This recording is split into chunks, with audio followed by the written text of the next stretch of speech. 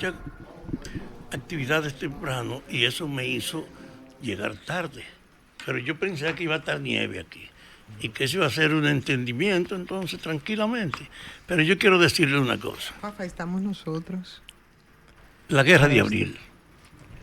Después de la independencia y de la restauración, el acontecimiento más trascendente de la historia política dominicana fue la guerra de abril. ¿Y por qué esa trascendencia? Primero porque nosotros desde la fundación de la República tuvimos con el peso preponderante de Santana, un hombre que no debía estar en el Panteón Nacional, porque aunque él jugó un papel en la independencia, él entregó la independencia sometido a España. Y ese hecho tú no lo puedes borrar. Sin embargo, él le impuso a los dominicanos que estaban elaborando la constitución del primer gobierno, él lo cercó y le impuso el artículo 210, que era la ratificación del predominio de la autoridad sobre cualquier otra razón. Y eso marcó el ejercicio gubernamental donde la gente que tenía visión progresista nunca pudo afirmarse. Para allá fue transitorio. Toda la gente progresista fueron transitorios porque había una visión que justificaba el predominio de la autoridad sobre todo. Y lo grande, que esa era una herencia del hombre que echó para atrás la independencia entregándoselo a los españoles. Pero Trujillo pudo hacer lo que hizo porque esta era una sociedad condicionada para la autoridad de los que mandan.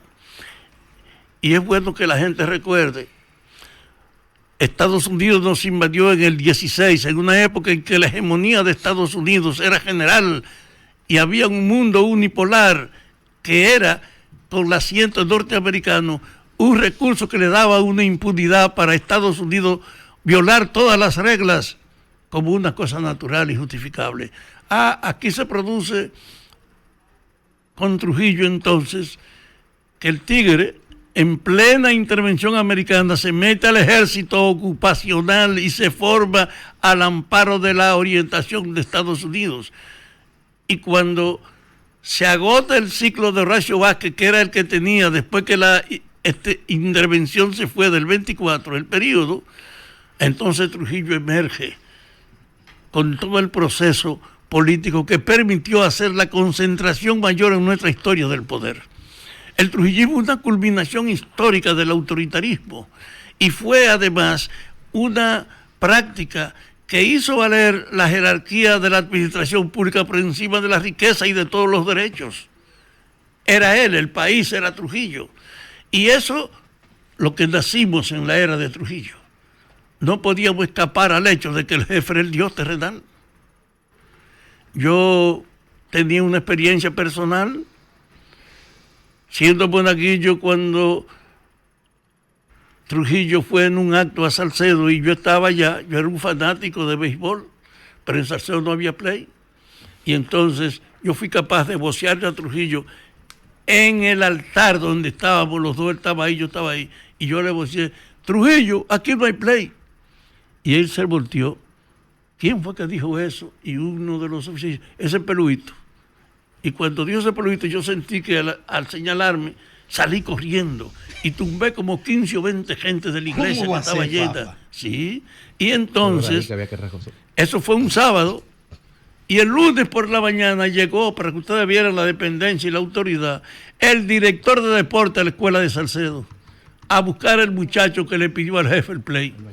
Y van y me sacan con todo el terror del octavo curso, y yo voy donde está el ministro y me dice: mire, esto le mandó el jefe, un bate con todo el equipo de béisbol colgado y 2 pelotas. Y yo reaccioné con esa noción de la ingenuidad infantil. Digo: pero yo no le pedí un equipo, fue play que le pedí. Mire, muchachos, déjese de vaina y aprueba eso y déle la gracia al jefe. Yo lo cuento como una muestra de que hasta en esos pequeños detalles Trujillo tenía ese absolutismo. Entonces, 30 años de autoridad concentrada creó una élite de servidores y de cómplices de la dictadura en nuestra estructura económica, en nuestra estructura religiosa, a todos los niveles. Porque el que tenía disidencia con Trujillo era imposible que se resistiera aquí. y se reforzó demasiado el problema de la seguridad, de la investigación. Y Trujillo desarrolló entonces una práctica. Matar a un disidente no era un problema. Matarlo en la casa, desaparecerlo, no era un problema, eso era una práctica, porque no se toleraba la disidencia. Y entonces, en ese ambiente, en 1959, que triunfa Fidel en Cuba. Y el impacto de esa revolución fue profundamente gravitante entre nosotros. Y yo recuerdo un detalle que repito con mucha alegría, que el Día de Reyes de 1959, en la casa de Yuyo D'Alessandro, llegó Minerva con Manolo, porque la mamá de Yuyo D'Alessandro era media hermana de Manolo Tavares. Y estando en la casa allá, Minerva, que tenía una apertura hacia la modificación y hacia el antitrujillismo, le dice ahí en público: carajo, los cubanos salieron de un dictador civil y nosotros, ¿qué vamos a hacer con este malvado? Y entonces la mamá de Yuyo D'Alessandro, la hermana de Manolo, Minerva, ten cuidado, que la mujer de Yuyo es hermana de la mujer de Ramfis. Y eso hizo que se callara la comunicación, pero ella se incentivó para tratar de propiciar la creación de un movimiento bajo el impulso de lo que fue en Cuba el 26 de julio. Esos son los huevos que se iban empollando, que da con el tema de la Revolución de Abril. O sea, ¿cómo se van empollando esos huevos? Lo que yo cuento históricos? es el proceso que, nos desemboca en abril.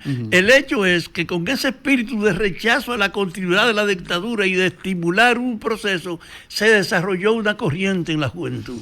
Y entonces se aparece que el 14 de junio de 1959, aquí desembarcan 193 los expedicionarios, levantando al amparo de la Revolución Cubana y favorecido por ello y saliendo de La Habana, acabar con la dictadura e implantar la democracia.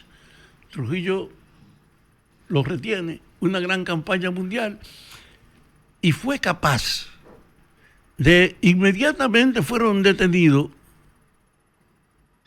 Guillermo Peña, un locutor de una voz muy fuerte que estaba en la emisora que era la jefa del país, la Voz Dominicana de entonces, cogió y anunció al fin de junio o a comienzos de julio: última noticia, y comenzó a leer el nombre, el destino de los abusadores y de los invasores. 192 veces leyó nombre, y cada vez que leía un nombre decía con fuerte: muerto. Muerto. Y ese acontecimiento fue un factor en nuestra generación. Carajo, esto es lo último. Porque entendimos que eso era una burla y un abuso extremo. Los mató a todos menos a 3. Y había comunicación con los expedicionarios y los que estaban ya internamente aquí en los movimientos revolucionarios. No, aquí no había ninguna relación. Estábamos todos arrinconados. Estaba en desarrollo eso. El hecho cierto es que esa situación de la expedición fomentó entonces una voluntad mayor en nosotros para la empezó a germinar un deseo, una voluntad de libertad. Fafa, ¿tú crees que Estados Unidos, que fue que propició y creó las condiciones de ejecutar a Trujillo, no se preparó la transición? Muerto Trujillo, no se preparó la transición, porque se suponía que era una transición conducida por los Estados Unidos, pero como que eso se quebró. No. Trujillo dejó una estructura militar compenetrada, esa noción del servilismo. Policía y Fuerzas Armadas estaban intactas. Y en ese marco también estaba la servidumbre, que a nivel de la economía o de la iglesia permaneció siempre a su servicio. El momento es tal, después de la expedición, que yo, que había sido rechazado 2 veces para ser seminarista, porque yo quería ser cura, según mi abuela, tenía una mejor relación con la iglesia. Y así con 2 muchachos, los 2 están muertos, Ezequiel González y Pachico González, son de Conuco y eran primos de Minerva, pero éramos compañeros de estudio. Y nosotros 3 fuimos capaces de sentarnos a comienzos de agosto y decir: hay que hacer un esfuerzo aquí. Y organizamos Acción ACC, Acción Clerocultura, que era aprovechar las vacaciones que los seminaristas estaban ahí, estaban revelados, que en la iglesia había un rechazo por la servidumbre, que con esa muerte de Trujillo se puso más en evidencia, y comenzamos a visitar curas y seminaristas. Esos dos muchachos y yo llevaban una forma tal que un día vamos donde Minerva y ella nos dice a nosotros tres, miren, esto tiene que lograr una incorporación de todos los sentimientos que se atrevan a manifestarse, pero es clandestino. Y nosotros le decimos, estamos en esta labor clero-cultural. Y ella nos dice, pero hay que tener cuidado porque si a ustedes lo ven moviéndose en torno a eso, se acabó todo. Y yo invento y le digo, nosotros vamos a hacer una cosa. Y yo le propuse, vamos a hacer un acto público diciendo que esta generación de nosotros respalda al jefe en esta acción clero-cultural. Y en el Caribe de esa época está el resumen de ese acto en lo que yo soy el orador principal. El conspirador principal, Entonces, disfrazado. al amparo de La eso... iglesia en manos de los Oye, Sí, al sí. amparo de eso nos movimos sin que nadie sospechara entonces que nosotros estábamos en algo que no fuera a ampliar esa idea. Ahora, de Fafa, la gente quiere saber. La gente quiere En el saber. hilo. ¿Va a seguir ahí? No, pero en el hilo. Después que mueren los expedicionarios de junio, del 14 al 19 de junio, ¿cuál fue el siguiente paso? ¿Se creó el movimiento 14 de junio se entonces? impulsó el movimiento que Se había impulsó. comenzado a formarse. ¿Cuándo se formó y qué logró entonces? Oye, se nacionalizó, se generó en todas partes, tuvo un vínculo también desde el exterior, porque en Venezuela y en Cuba habían 2 emisoras que se dedicaban a hablar de eso y ser un estímulo de la orientación. Y entonces, al crecer el movimiento, en diciembre de 1959, ya había una ubicación clara de todos los sitios. Y entonces se dio con ello este caso. Hay que hacer una reunión nacional representativa de los subversivos. Del 14 de junio ya. Era el ambiente todavía de los subversivos, de los antitrujillistas. Ok. Y ahí lograr 3 cosas, decía Minerva. Primero, un nombre. Luego, un programita. Y tercero, poner de verdad un jefe. Y fue en enero de 1960, en una casa de Mao, de Charles Bogart, donde se reunieron delegados de todo el país, de todas las provincias, donde había evidencia. Y ahí Minerva planteó que ese movimiento debía llamarse 14 de junio como reconocimiento a lo que habían llegado y como un compromiso de nosotros de asumir. Fafa. Perdón. Fafa. Dos cosas. No, Fafa, usted va a continuar porque el relato está sumamente interesante. Sí. Vamos a dejarlo. Pero yo le voy a dejar una pregunta. Vamos a dejar una pregunta al aire y retomamos de nuevo porque tenemos que ir con Pero le voy a dejar una pregunta, Fafa. Hoy es miércoles 24 de abril, 3 y 1 de la tarde. ¿Dónde estaba usted el 24 de abril Déjame del 65? terminar. Pero cuando vengamos de la pausa. Venimos de activar con la ilación que usted estaba haciendo primero el contexto previo para que lleguemos entonces a la época. Déjame decirle que dejé la intervención en el momento que ante el crecimiento interno del país a nivel clandestino, después de ver la invasión del 14 de julio y el fin, muerte de sus compañeros, se decidió hacer una reunión en Mao el día 9 de enero de 1960 con representantes de las provincias donde claro que había mucha actitud rebelde. Y en esa reunión yo he dicho que Minerva Mirabal fue la que sugirió que se llamara 14 de junio para ponerle nombre al movimiento, como reconocimiento a lo que habían invadido en la invasión. 2, que asumiéramos el programa de 5 puntos de esos expedicionarios, que le diera sentido de que verdad asumíamos la continuidad y que además escogiéramos un mando. El papel de Minerva era decidido frente a todo el mundo porque tenía una historia de resistencia hasta frente a Trujillo. Entonces su esposo, que era Manolo, había tenido una gran relación desde Montecristi a Salcedo, viniendo a ver a Minerva, dije que estaba enferma en la casa de su mamá. Y ahí entonces se decide por unanimidad y sin ninguna discusión que Manolo sea el jefe del movimiento clandestino. Al día siguiente comenzó la cárcel, porque un compañero, no quiero decir su nombre para no echarle una vaina a él, porque él era un hombre serio, cogió y fue a San Pedro Macorís, donde un tipo que había sido un subalterno y le dijo, mira, estamos conspirando aquí, estamos haciendo esto. Y le dijo todo lo que estaba pasando. Y se fue creyendo que él había logrado ganar un adepto y ese hombre era un colaborador del gobierno. Entonces, al otro día del encuentro, comenzamos a ver a los presos. Y de todo el país salieron y llenaron una cárcel que nosotros no conocíamos, que le decían la 40, donde está la iglesia San Pablo hoy, que era el sitio central. Y en ese sitio, metieron a todos los que había. Yo caí el 28 de enero, fui de los últimos que cogieron presos. Del 60. En el 60, de los únicos que cogieron presos fue a mí. Yo estaba en el interior, pero como sabía que estaba pasando, fui y cambié mi dirección en la universidad, dije que yo me había mudado. Ellos no me encontraron más que al 28. Cuando llegamos allá, yo veo una cosa, la silla eléctrica. Ustedes pueden ir a verla en el instituto del centro. En el museo. Del museo. De la Resistencia. Una silla eléctrica. Y cuando tú entrabas a esa oficina, tenía un escritorio, tenía la silla eléctrica y tenía colgado un alambre tejido en tres, negro, un huevo de toro, como le dicen, seco, y un garrote.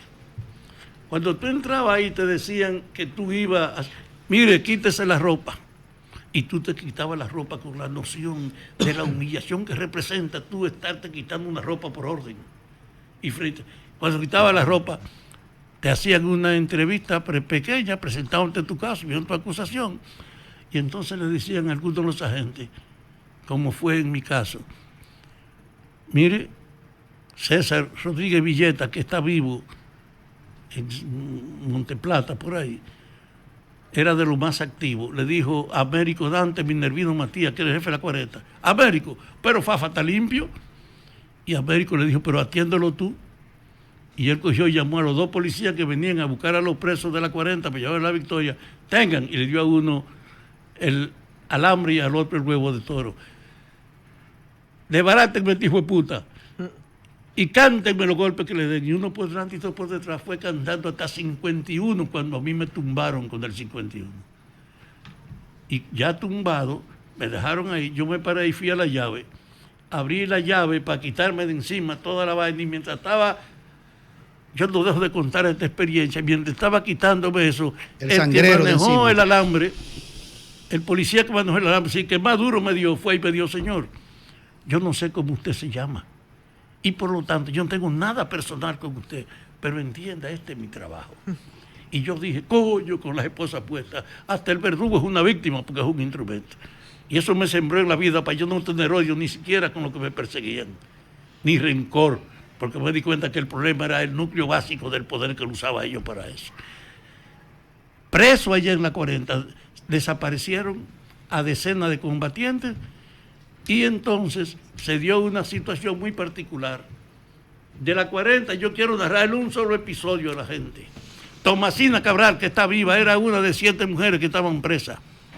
Minerva y su hermana, Fe Ortega de Salcedo y Tomasina Cabral, 4 de las 7 eran de Salcedo. La otra era una de la capital y una de Puerto Plata. El hecho real es que en ese sitio, ahí cogieron a Tomasina Cabral, era la más joven, hermosa, recién graduada de arquitecta, pero un cuerpo estructural. Y cuando vieron que esa muchacha la llevaron allá de madrugada, uno de los esbirros le dijo, mire, cuero viejo, coño, quítese la ropa. Y ella se quedó como que no era con ella. Usted no oyó, carajo, que le dijimos sin tropi. Y ella no reaccionó. Y entonces vino el Candito Torres y le aló el pantalón hacia adelante y con la punta de la bayoneta lo rompió hasta abajo. Fue por detrás, hizo lo mismo y entonces siéntese ahí y le quitó las 2 partes del pantalón que le había roto. Y cuando esa muchacha queda entonces en panty pero con blusa, le dice, quítese la blusa. Y ella no quiso quitarse, no dijo nada y él vino y hizo lo mismo. Le rompió y la tiró para afuera. Y la dejó en panty y en brasier. Y esa mujer, en panty y en brasier, frente a un grupo de esos colosos que estaban ahí, no fue capaz ni de gritar ni de moverse. Y entonces le dijeron, ¿qué usted quiere, coño? Que la soben, quítese la ropa que le queda. Y ella no respondió. Y fue entonces Candito Torres y le arrebató el brasier, la dejó con los senos afuera, hermosos y tentadores, de una muchacha de 25 años, linda. Y cuando ella estaba solo con los panties, ahora tú quieres que yo vaya y te sobe, quítese. No, y fueron y le quitaron los panties. Y cuando vieron a esa mujer desnuda frente a todos esos esbirros, uno dijo, llévense ese cuero a trancar, porque le había perturbado que ella fuera capaz de resistir eso sin una lágrima y sin una queja. Esa mujer está viva y es de los héroes de este país que no pueden olvidarse, Tomasina Cabral. El hecho es que con ese espanto y la presión que había, comenzaron a soltarnos a nosotros a los 5 meses, después de llevarnos a los tribunales. A mí me metieron 5 años. Y después de llevarnos a los tribunales, comenzaron a soltarnos en el 60. Pero los espacios de las Mirabal los dejaron presos. Y entonces, después que salen todo eso, Trujillo tiene una presión internacional muy grande. Usted se encontró con un detalle. Los 3 maridos de las Mirabal lo llevaron a la cárcel de Salcedo para facilitarle que su familia pudiera verlo. Y a las 2 semanas lo mandaron para Puerto Plata. Y cuando lo mandaron para Puerto Plata, todo el mundo percibió que eso era para matar a las muchachas en el camino. Puerto Plata era un sitio de mucho accidente. Y efectivamente, estamos hablando de algo que comenzó en enero del 60 y en noviembre del 60, después de haber pasado por la cárcel y sacar, matan a las Mirabal. ¿Cómo lo hicieron? Después que salieron de una visita, la detuvieron en el camino, pusieron un carro levantándole el bumper como que estaban malos, y cuando vieron que ellos venían, sabía ya en el jeep, ellos lo pararon. Incluso cuando detuvieron el jeep en que venían las Mirabal, María Teresa era la más joven y tenía una cabellera muy grande, salió corriendo y la agarraron por los cabellos y la trajeron arrastrando donde estaban. Y cogieron a las 3 mujeres y la metieron en la parte de atrás de un Volkswagen que le decían el Cepillo. Y al jeep donde él venía dejaron al chofer. Y entraron a un cañaveral y en el camino mataron al chofer en el jeep con una forma que ellos tenían, un palito con un amarre de un pedazo de lazo en cada lado, te lo metían en la cabeza, entonces usaban el palito para devolverte, así era que te liquidaban.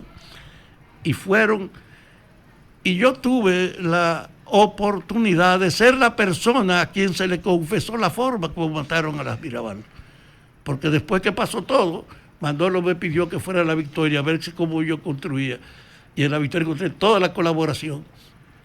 El hecho cierto es que sacaron, el carro lo voltearon porque estuviera con el frente para adelante, no de allá. Tenían 3 garrotes de violeta en el baúl del carro y 3 esbirros cogieron y se repartieron las 3 mujeres. Y a palo, frente a una, frente a otra, la mataron. Ya venía con toda esa carga, con todos esos procesos ya en esa Pero última, en esa que esos son época. los antecedentes. Claro, pero exactamente para entender todo el proceso, por eso digo, ya venía con toda esa carga, de toda esa violencia de la que fue incluso testigo. Claro. Ahora, cuando ya se llega a esos procesos que se producen aquí en el país post muerte de Trujillo, lo que pasa en 1963, lo que pasa con el profesor Juan Bosch, y ese protagonismo de personas que como usted venían en ese contexto, me encantaría como tener una visión. Mira la visión. Pero vamos a con hacer el Fafa, himno, vamos a hacer la pausa con el himno y volvemos. Exactamente. Atención, Alejandro. Para tomarlo entonces ahí en ese punto. Describiendo la tortura y el trato a Tomasina Cabral. El hecho es que fue generar el proceso de tortura en la silla eléctrica, en las pelas que le daban a uno y en el bastón eléctrico, que a los varones nos lo ponían en los testículos y era una cosa terrible. Entonces, ahí, bajo la presión, Trujillo tuvo que comenzar a soltar. Desde luego, dejó decenas de compañeros desaparecidos y muertos, pero comenzó a soltar a la gente. Y estaba en esa presión en noviembre de 1961, del 60, y entonces él, en mayo, cogen y matan a Trujillo. Y yo quiero decirle una cosa. Yo fui un amigo que tuvo una gran cooperación de 2 viudas, la de Tomás y la de Antonio de la Maza. Las dos trabajaron conmigo, explicándonos cómo esa muerte de Mirabal y esas informaciones gravitaron en el grupo de personas que se decidió a matar a Trujillo. Ahora, muerto el jefe, el país tuvo que cambiar y entonces se abrió la posibilidad de que se organizaran unas elecciones. Y esas elecciones aún tenía Viriato aquí como un hombre público de Unión Cívica. La ganó Juan Bosch, que venía con toda la experiencia y la cultura. Pero Bosch, viendo esa maquinaria, no se enfrentó a ella. Él dijo, borrón y cuenta nueva, dijo Juan Bosch. Y ese borrón y cuenta nueva estaba diciendo, a partir de ahora, sin pedirle explicación a ninguna de esas estructuras de vagabundo que había heredado. Y Bosch duró 7 meses en un régimen en la que él había planteado borrón y cuenta nueva y que no valoró que la herencia de Trujillo estaba en esos funcionarios. Bueno, pues tuman a Bosch. Y todo lo que había pasado en la 40 entonces, cuando tuman a Bosch, encontró con Manolo Tavares una situación. Y es que él a ese golpe de Estado le preparó una insurrección de catorcistas, pero Manolo no tenía ni había ni base en el campo, ni condición. Fue un impulso bajo las influencias incluso de las experiencias extranjeras, en la que Manolo duró 3 semanas. Le dijeron que él se había equivocado al irse, que el gobierno le ofrecía la garantía de que bajaran para que se entendieran, y él hizo caso y lo agarraron con 21 compañeros, lo desnudaron y lo fusilaron en la montaña. Con ese proceso es que sigue entonces incrementándose la denuncia contra esta situación, el desarte de los militares, y es tumbado a Bosch donde se da el caso que Fernández Domínguez, que era su asistente personal, había estado compenetrado con las ideas de Bosch, y cuando toman a Bosch despliega una actividad en el seno de los cuarteles acerca de que eso no se podía tolerar y lo sacan del país, pero ya había desencadenado la lucha. Franz y él eran amigos de infancia porque sus 2 padres eran compañeros y jefes, y en ese sentido siguió el movimiento. Y en el 24 de abril, ustedes que me preguntaron, a las 1:10 de la tarde yo estaba en la calle Caracas 110, Villa Francisca. En Villa Francisca, donde vivía mi tío y mi abuela. Y ahí escuchamos cuando en Radio Comercial, con la marsellesa de fondo, no con el himno nacional, José Francisco Peña Gómez llamó a la alerta del país para decirle, última hora, un grupo de militares se ha levantado en armas pidiendo el retorno a la voluntad del pueblo y de la Constitución del 63. Lo que pasó entonces fue una conmoción en la capital y en todas partes. Y como a las 7 de la noche, Donald Reed, que era el jefe del triunvirato que estaba ahí después de esa muerte, salió a la televisión sin saco, sin corbata, con una expresión de que estaba angustiado, a decir, el grupo de militares que se ha levantado en armas tiene de plazo hasta la mañana. Si no, lo vamos a ir a barrer. Cuando le dijeron eso a los guardias, salieron del cuartel entonces por la ciudad y fueron a los bomberos, que tenían una sirena que era para todos los anuncios, y a sirena limpia casi levantan la ciudad y se convocan los alrededores. Por la mañana yo me encuentro entonces en el Parque Independencia. 25. El 25, toda la tropa que había llegado para decir que quería apoyo, y la relación entre ellos y nosotros comenzó a darse. Y yo creo que el otro aspecto es cómo podemos hablar de la Guerra de Abril. Pero ese 24 de abril que explotó era el resumen de todo lo que había pasado, claro, desde la muerte de las Mirabal, la muerte de Trujillo, y ahí entonces nos envalentonamos como una cuestión esencial. Quiero concluir para dejarle ese cuadro diciéndole que el día 27 de abril había una confrontación que se había dado en muchos choques ya. Y Francis y yo, que teníamos muchas contradicciones, porque yo era el hombre de la defensa de los comités legales y él era el jefe del casco blanco, que era el mecanismo de represión, habíamos tenido muchas confrontaciones. Y ese día, el 27, se dio un fenómeno. Llegó el embajador norteamericano que estaba fuera del país. Y ese señor convocó a los militares, convocó a Peña Gómez, convocó al que era el jefe de la Cámara de Diputados y que era el presidente provisional que lo habían puesto en lo que llegara Bosch. Lo llevó allá y llamó también a todos los militares. Dejó a los militares afuera y entró a hablar con Bosch y con el otro, con Peña Gómez. Y le dijo, Estados Unidos no acepta este levantamiento. Oye, eso. Y desde ese punto de vista, yo puedo mediar para que ustedes paguen la consecuencia. Para que se entreguen. ¿Y el 28 entonces? Peña Gómez estaba ahí, se asiló, y todos los otros se asilaron. ¿En qué los que embajada estaban se con asiló él. Peña? ¿En qué embajada Y se asiló entonces él Peña? salió al patio donde estaban los militares. Y a los militares, donde estaba Montes Arache, donde estaba Camaño, donde estaban los otros, fue el embajador y le dijo lo mismo que le dijo aquello. Mire, Estados Unidos no tolera este levantamiento. Yo puedo mediar para atenuar la consecuencia, pero de todas maneras, esto no es posible. Francis me contó. Yo sentí una indignación tan grande que me arremangué y le dije, mire, maldito embajador, yo prefiero ir a morirme con honor al puente y no asumir esa rendición que usted nos pide. Y él salió a morir con honor el día 27. Y allá nos encontraba en el puente. Yo tenía 5 grupos de 10 jóvenes armados y él llegó con otros militares. Y como le habían dicho a la gente del CEFA que había pasado eso, hicieron una afluencia como para venir a ocupar la ciudad. 9 tanques venían y nosotros nos replegábamos en las calles laterales cuando pasaban, le tumbamos la infantería y le quitamos los 9 tanques a la gente del CEFA. Y entonces, con esa victoria, nos reunimos nosotros en la noche y yo y Francis nos abrazamos sin decir nada,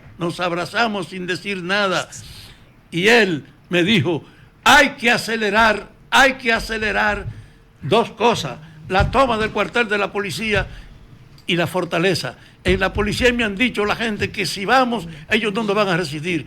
Y yo le dije, inmediatamente, nos vemos mañana 27. Y cuando nos estamos reunidos a las 10, se da la información. Lyndon Bailey Johnson, presidente de Estados Unidos, ha ordenado el desembarco de 500 infantes de marina para que protejan la periferia de la embajada ante el desorden que hay en la capital. Y ahí comenzó entonces la lucha real y efectiva, porque Francis y yo aceleramos la toma de la fortaleza. Él mandó a Lora Fernández con un tanque y yo con mis 50 muchachos. Y ahí en ese portal vino un avión y nos metralló y se dispersó todo el mundo.